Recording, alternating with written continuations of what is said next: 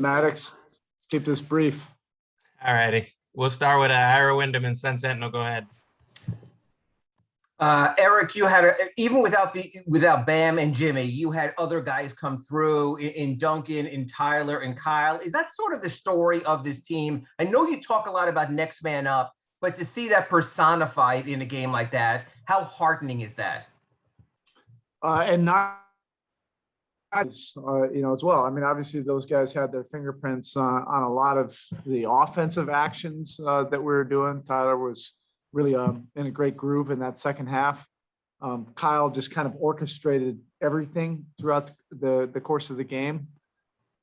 And Duncan, broke free, at all the key times, the swing moments during the game. But I thought we got really good contributions from our bench as well. Caleb, Gabe, KZ came in and gave us some really good defensive switchability, made some effort plays in the paint, offensively. And, it's something we can definitely build on. Our depth is something that we think is really important to our squad.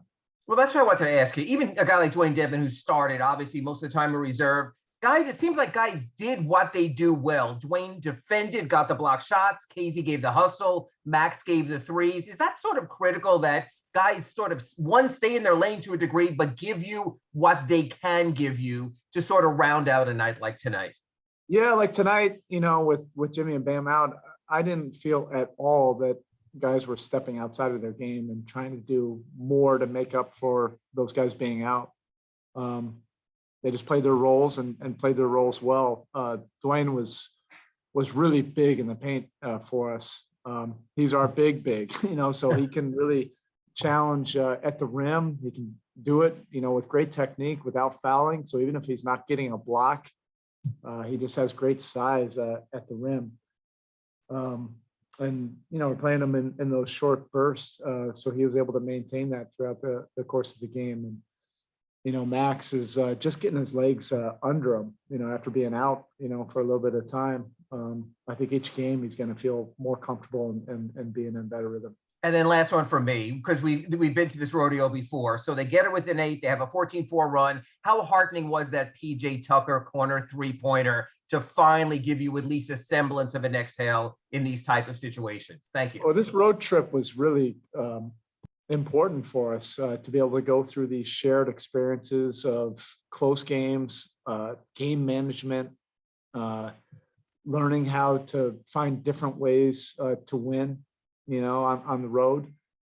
So it feels like, really the last 4 games were all similar situations. And I think we just felt a lot more comfortable and more confident, as our team should. The more times you're in those experiences, the more times you're able to find solutions. And, that 3 by PJ was obviously a big solution. And, he just has a way of impacting the game and knowing what's necessary, at different times. And that 3 was big. All right, up next, we have Anthony Chiang, Miami Herald. Go ahead. Hey, so how big has Tyler Herro's just shot creation been, especially with Jimmy and Bam out tonight? And not just for himself, but creating for others as well tonight. Well, there's an intentionality and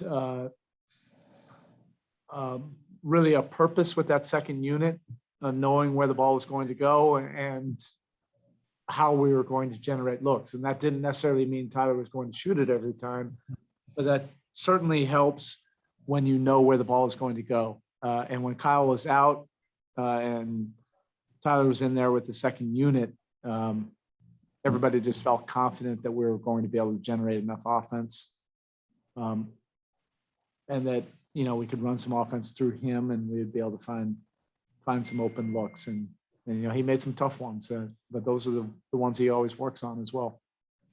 And then with KZ, you went with him after the first quarter. What did you like about what he gave you there in those Dedmon minutes in the last 3 quarters?